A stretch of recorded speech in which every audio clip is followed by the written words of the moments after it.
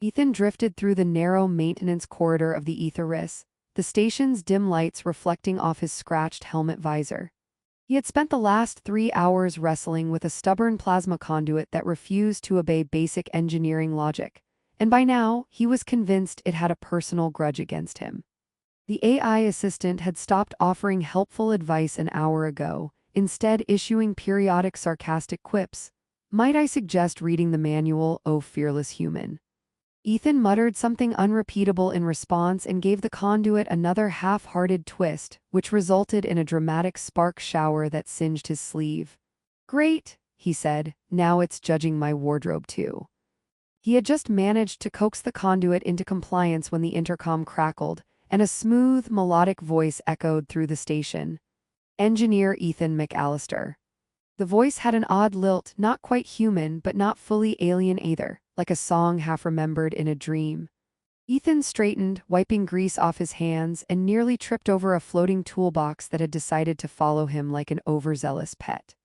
That's me," he said cautiously.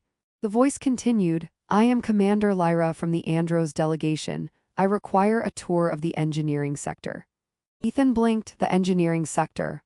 he asked, imagining a line of aliens in sharp uniforms inspecting his tools while judging his hygiene. Sure, right this way," he added, trying not to sound like he had been talking to a spark-emitting pipe for the last half-hour. When he turned the corner, Lyra was standing there, tall and impossibly graceful, with long ears arching elegantly like antennae tuned to some secret frequency.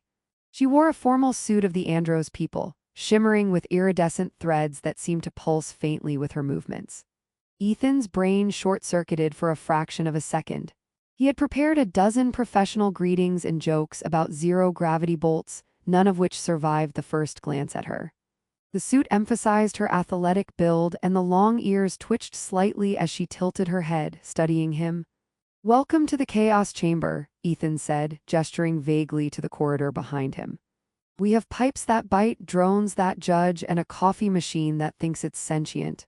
He immediately regretted it. It sounded more like an attempt at flirting than a professional greeting. Lyra's ears flicked upward, a subtle twitch that made Ethan forget how to breathe. "Fascinating," she said, her voice melodic and almost teasing. "And what exactly is fascinating about this Chaos Chamber?" "Well, Ethan floundered. "The machinery? Yeah, very impressive machinery." He swallowed hard, realizing that every word out of his mouth sounded like a nervous teenager attempting diplomacy with an alien queen. Then it happened. Ethan, trying desperately to recover his composure, gestured vaguely toward her uniform and said without thinking, "Your body is very impressive." The words hung in the air like a rogue asteroid. Ethan's eyes widened. He had just complimented an alien emissary in the most awkward, humanly inappropriate way possible. He wanted to melt into the floor or perhaps into the nearest maintenance shaft. Lyra's long ears twitched dramatically, first straightening, then curling slightly at the tips. Her lips curved into a musical laugh, almost like a chime running across the station's steel walls. "Impressive," she repeated, her tone playful rather than offended. "You mean the human definition of impressive, I assume." Ethan tried to backpedal. "No, I mean yes, I mean it's the his brain was a scrambled mess of grease, sparks, and panic. "I meant your presence, definitely your presence, very impressive presence." He flailed vaguely, narrowly missing a floating wrench. Lyra tilted her head again, studying him with an expression that seemed equal parts curiosity and amusement. "Your words are unusual human, but I find your hesitation intriguing." Ethan swallowed and wiped the sweat from his forehead. Intriguing good or intriguing bad? He couldn't imagine either answer being favorable. She stepped closer, long ears brushing slightly against the console panels, and Ethan's stomach launched a protest of butterflies, sparkles, and panic. "Intriguing," she said, her voice dipping into something warmer, softer, almost intimate.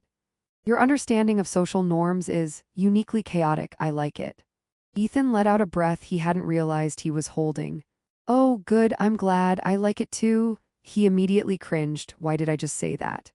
Lyra's eyes glimmered like polished nebulae. "You are fortunate human that my people appreciate honesty, even when it is clumsy." She gave a little nod and her ears flicked in a way that made Ethan's chest tight. Come, show me this chaos chamber of yours. I wish to see how humans contend with the chaos. As they walked together through the narrow corridors, Ethan tried to explain the intricacies of the station's life support systems, zero-gravity maintenance, and the AI drones that had opinions stronger than most diplomats he had met. Lyra listened intently, asking questions that were equal parts technical curiosity and teasing amusement. Every so often, she would reach out to adjust a floating panel, and Ethan found himself reflexively backing away, only for her to laugh at his human clumsiness. At one point, a cleaning drone zipped past, bumping Ethan's leg and sending a floating coffee mug spinning into Lyra's path. She caught it effortlessly with one hand, her long ears twitching, and handed it back with a faintly amused smile. "You call this chaos?" she asked. "It seems manageable." Ethan huffed, brushing his sleeve off. "Manageable, sure, if you consider sparks that singe eyebrows, drones that judge your character, and coffee mugs that attack at random manageable." He attempted a wry grin and got a half-choked laugh from Lyra in response. That laugh, musical and teasing, set his nerves slightly at ease, and for the first time in weeks, the station didn't feel like a prison of blinking lights and judgmental machinery. They reached a maintenance bay filled with suspended conduits and holographic interface panels. Lyra stepped closer to examine a console, and Ethan, trying to regain some dignity, pointed toward a malfunctioning hologram. "That one," he said, "tends to argue with the temperature regulators, very stubborn." Lyra's ears twitched as she leaned over, examining the interface. "Ah," she said, "a minor rebellion. Humans seem to tolerate chaos differently than my people. You are amusing." Ethan blinked. Amusing good or amusing bad? "Amusing, in a way that makes me want to observe further," she said, standing straight and tilting her head with a curious expression that made Ethan's heart stumble over itself. "Do not worry, human, I will not reprimand you for your words. In fact," she paused, ears flicking in a way that made him shiver slightly, "I find them oddly flattering." Ethan's mouth went dry and he struggled to find a response that didn't sound like an awkward drone himself. "Oh, thanks. I try to, not get struck by the sparks." He gestured vaguely toward the bay, almost tripping over a floating wrench again. Lyra laughed softly, the sound resonating through the bay like tiny wind chimes. "You are entertaining, human, and honest. Rare traits in your kind, I am told." She adjusted a holographic panel with effortless grace, then looked back at him, her long ears twitching in a subtle, almost magnetic rhythm. "I wish to learn more about this honesty. And perhaps you." Ethan felt like his ribs had forgotten how to contain his chest. Sure, I mean, absolutely, we can do that." His words tumbled out in a rush of excitement, panic, and something he couldn't quite name. As they continued through the corridors, Ethan realized that the station, once a maze of blinking lights, sparks, and judgmental drones, suddenly felt like the starting point of something entirely unpredictable, where humor, curiosity, and an interstellar spark of attraction intertwined in ways he wasn't prepared to navigate. And somewhere in the back of his mind, amidst all the floating tools and AI sarcasm, he silently cursed and thanked the universe in equal measure for the words he had accidentally said. Ethan floated awkwardly in the zero-gravity recreation deck, his magnetic boots failing spectacularly as usual, while Lyra hovered gracefully beside him, her long ears swaying like elegant ship antennae tuned to some invisible rhythm. He tried to push off a nearby wall for a forward momentum, only to ricochet off a floating toolbox, sending a half-empty bag of protein cubes tumbling toward Lyra. She caught it effortlessly, one hand brushing the cubes back into the bag while giving him a faintly amused look that made his chest tighten. "Humans are quite chaotic in movement," she said, her voice musical, the words punctuated by the soft swish of her ears. "Is this normal behavior?" "Yes," Ethan said too quickly. "Totally normal, totally, all humans are like this, probably."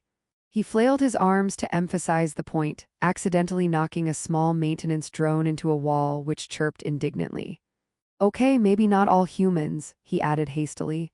Lyra tilted her head, her ears twitching as she observed him. "Interesting, your species has chaotic grace." She floated closer, the gentle hum of the deck's magnetic fields keeping her steady as she reached out to adjust one of the floating holographic panels. Ethan's stomach did a curious flip, both from her proximity and the way her movements seemed so effortless. He decided to demonstrate a zero-gravity somersault, thinking it would earn him some credibility. Instead, he spun wildly, arms flailing, and ended up tangled in a stray tether cable, spinning in slow motion like a confused satellite. Lyra's laugh, a soft, musical trill, filled the deck. Ethan tried to respond with a sheepish grin, but his body refused coordination. "I call this interpretive engineering," he said, which only made her laugh more. "You humans and your inventive excuses," she said, swishing an arm elegantly to grab a floating cube. Her fingers brushed the holographic controls, creating a ripple of glowing lights that bounced across the room. Ethan blinked, momentarily forgetting his own chaos as he watched her work. Her long ears twitched as she adjusted the panels, each flick of them precise, deliberate, yet somehow playful. "Okay," Ethan said, shaking off his awe, "your turn. Let's see how an alien does zero-gravity recreation." He attempted to push himself off a wall toward a suspended obstacle course, but misjudged the momentum and ended up slamming into a panel of floating crates. One crate tipped and sent a canister spinning directly toward Lyra. She caught it with one hand, raising an eyebrow, her ears flicking. "You are dangerously amusing," she said, and Ethan groaned, realizing that every attempt to impress her only emphasized his human clumsiness. She floated closer, her long ears tilting in amusement, and tapped one of the holographic interface panels. The cubes and canisters around them rearranged themselves in a playful pattern, almost like a digital game board.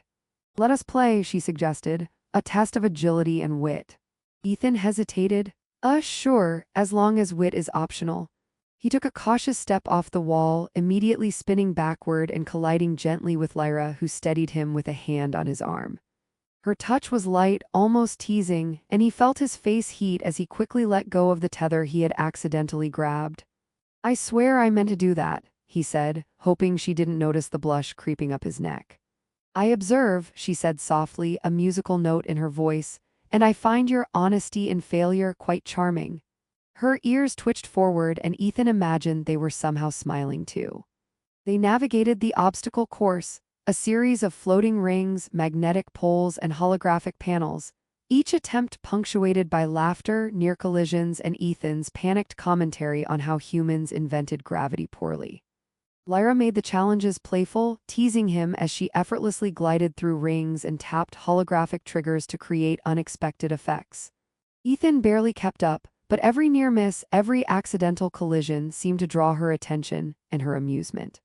At one point, Ethan tried to use a tether line to swing himself through a rotating holographic panel, only to miscalculate the arc and spin directly into Lyra. Their bodies collided gently, and in the brief zero-gravity pause, he realized he was floating just inches from her. Her long ears swayed in the tiny currents of movement, brushing against the side of the console, and her eyes sparkled with a mixture of amusement and curiosity. "You are persistent," she said, the faintest laugh in her tone. "Even when failing, you continue with energy, admirable." Ethan coughed nervously, trying to regain his composure. "Thanks, that's a human trait, we call it optimism." He waved vaguely, which only made him drift into a half-spin, arms flailing. Lyra's laugh filled the room again, and Ethan's embarrassment melted into amusement at himself.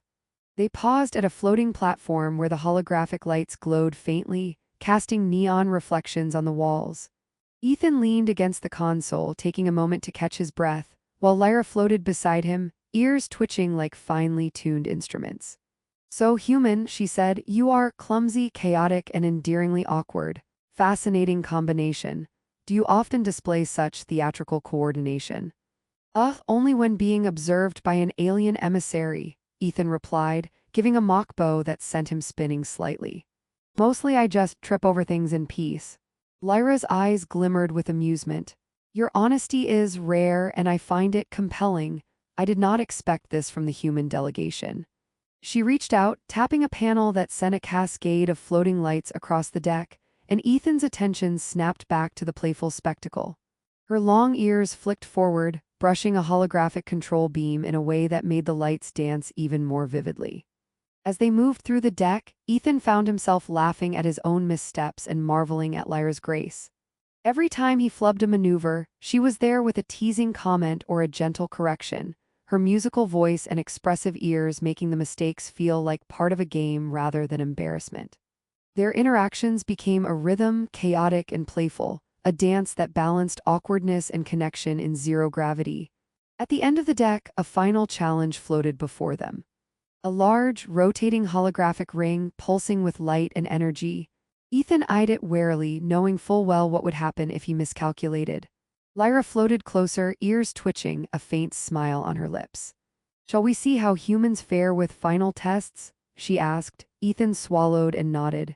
"Final test sounds good. I'll try not to destroy the station this time."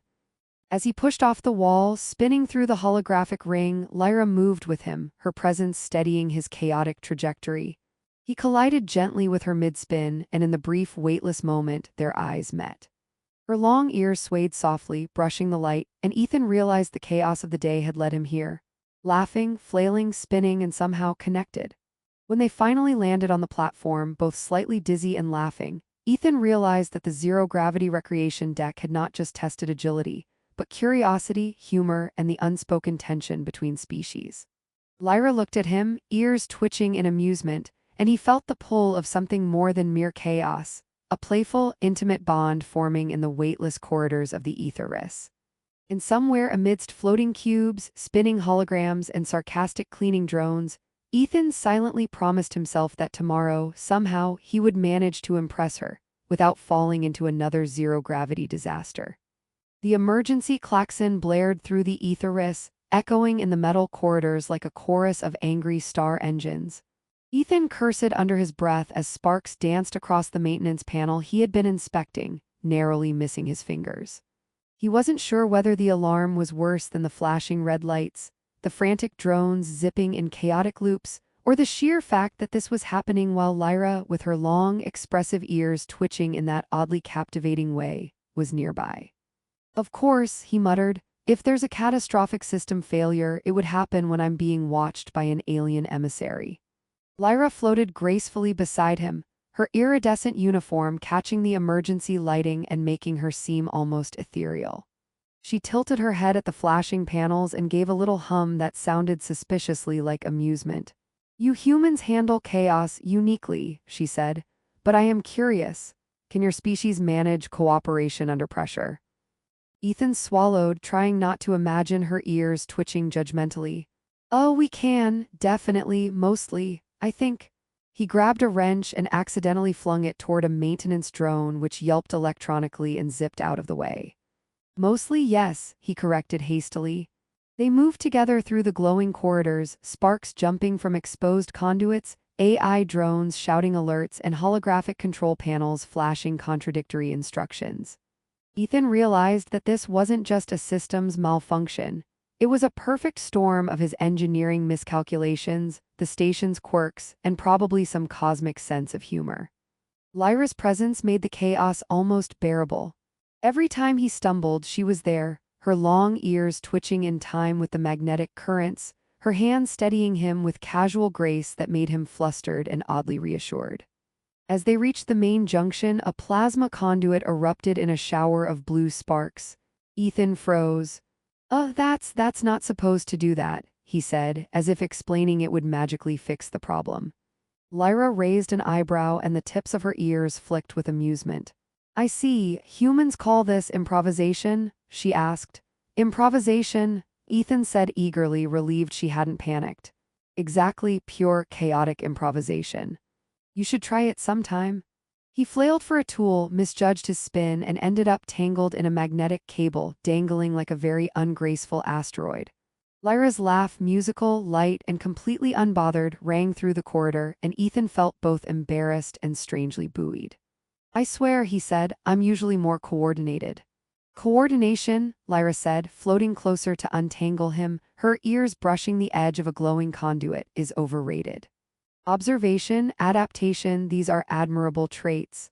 Her fingers deftly freed him, and Ethan stumbled forward, almost colliding with a panel. She steadied him, brushing against his arm in the zero-gravity field, and he felt a jolt of warmth despite the sparks and flashing lights. They approached the central maintenance bay, where the main AI core had begun to overheat. Holographic projections of the station flickered erratically, creating a kaleidoscope of lights around them. Ethan glanced at Lyra, whose expression had shifted from playful curiosity to focused intensity, her long ears twitching in rhythmic patterns that seemed almost like a code. "Okay," he said, rolling up his sleeves, "time to do human ingenuity and alien guidance thing." Lyra smirked slightly. "Yes, your species' ingenuity paired with my guidance. Let us see how this collaboration fares." She tapped the holographic interface, sending a cascade of data streaming across the room.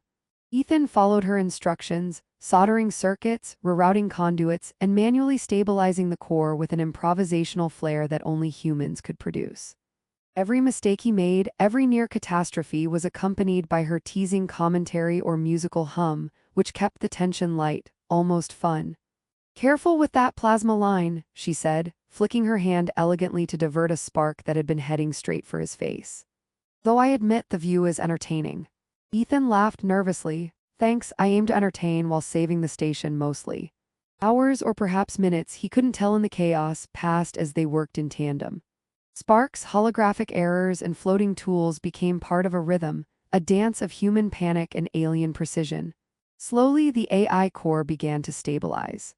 The temperature readings normalized, the warning lights dimmed, and the klaxon finally fell silent. Ethan wiped sweat and grease from his brow, leaning heavily against a console. "We did it?" he asked, still half in disbelief. Lyra floated beside him, her ears twitching in satisfaction. "Yes, cooperation successful," she said, her voice warm and melodic, "though your methods remain unconventional." Ethan chuckled, brushing a loose strand of hair from his face. "Unconventional, that's one way to put it." He glanced at her, noticing how the emergency lights caught in her eyes, making them shine like distant stars. "Lyra, thanks for being patient with me." Her lips curved in a faint smile and her ears twitched in a playful flick. "Patience is required when dealing with humans," she said softly, "but I find your presence enjoyable, informative, even amusing." Ethan's heart skipped. "Informative and amusing," he repeated, trying not to sound like a lovesick idiot. "I can live with that." The station now calm, Ethan realized something had shifted in him. He wasn't just the nervous, clumsy engineer who had accidentally complimented an alien girl in the hallways. He was someone who could navigate chaos, adapt under pressure, and even somehow make the most graceful alien emissary laugh and connect in the process. He had grown, not in size or skill alone, but in confidence, in daring to be himself even in the most unpredictable circumstances. Lyra floated closer, brushing his shoulder lightly as she studied the now stable AI core. "Humans are resilient," she said, "and surprising, perhaps not entirely hopeless." Ethan grinned. "Not hopeless, that's good to know, I'll take it." He glanced at her, ears flicking in amusement, and felt a spark of something beyond curiosity, connection, laughter, shared chaos, and a hint of something more. She tilted her head, her gaze softening. "I would like to observe this further, your species, your ingenuity, and perhaps your honesty." Ethan swallowed, a mixture of nerves and excitement flooding him. "I think I'd like that too." He looked around the now quiet maintenance bay, at the floating tools, the stabilized core, the flickering holograms that no longer threatened disaster. Chaos had been tamed, at least for now, and in that taming he had found something he hadn't expected. Connection across the stars, laughter amidst sparks, and a bond that had begun with a single, accidental compliment. Lyra's long ears twitched once more, brushing lightly against the console, and Ethan felt a quiet thrill at their subtle movement. "Perhaps," she said softly, "this accidental compliment was not entirely without merit." Ethan chuckled, finally relaxing. "Yeah, accidental compliments do have a certain power." He leaned back slightly against the panel, feeling lighter, braver, and infinitely more alive than he had when he'd first met her. In the glow of emergency lights and stabilized systems, with laughter still echoing in the corridors and sparks now harmlessly drifting away, he realized that the journey had changed him. The chaos of the station had taught him more than engineering, more than gravity, more than protocols. It had taught him about trust, about humor in disaster, and the courage